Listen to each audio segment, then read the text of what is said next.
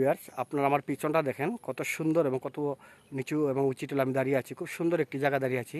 আপনারা দেখতেছেন পাহাড়ের উচ্চতা একটা টিলা থেকে আমি নিচে নেমে আসলাম আর এখানে দাঁড়িয়ে ভিডিওটা করতেছি।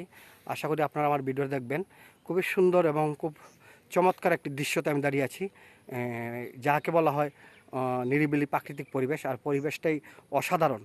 আর এই অসাধারণ পরিবেশে দাঁড়িয়ে আছি আর আমি এই অসাধারণ পরিবেশে দাঁড়িয়ে ভিডিওটা করতেছি। আপনারা দেখতেছেন আমি এখানে ভিডিওটা করব। আশা করি আপনারা আমার ভিডিওটা দেখবেন। আর আমি আস্তে আস্তে নিচের দিকে যাচ্ছি আর এখানে দাঁড়িয়ে দাঁড়িয়ে আমি ভিডিওটা করতেছি খুব সুন্দর একটি প্রাকৃতিক দৃশ্যতে, নিরিবিলি। আমার ভাই বলছিল যে বাহির থেকে আসছে উনি, যে এখানে আসার জন্য ওনার একটা আফসোস ছিল। আমি বলছিলাম ঠিক আছে চলে আসেন, আপনাকে নিয়ে চলে যাব ঘুরতে। আর তাই আজকে আমরা দুইজনেই জুম্মা নামাজের পরে বাইরে হয়ে গেলাম। আপনারা দেখতেছেন আমার আশেপাশে যে দৃশ্যগুলো, আশা করি আপনাদের খুবই ভালো লাগবে দৃশ্যগুলো দেখলে। খুব সুন্দর দৃশ্য আর অনুভব করার মতন। প্রকৃতির যে একটা সন্নিকটে এখানে আমরা চলে আসলাম, প্রকৃতির সন্নিকটে আমি চলে আসলাম।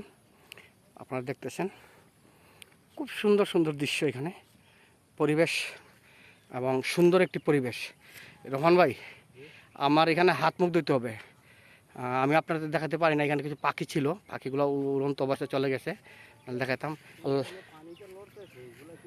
মাছ মাছ প্রচুর মাছ, এটার মধ্যে বড় বড় মাছ। আচ্ছা, আপনারা দেখতেছেন আমরা এখানে আসি, খুব সুন্দর একটি দৃশ্যতে দাঁড়িয়ে আছি।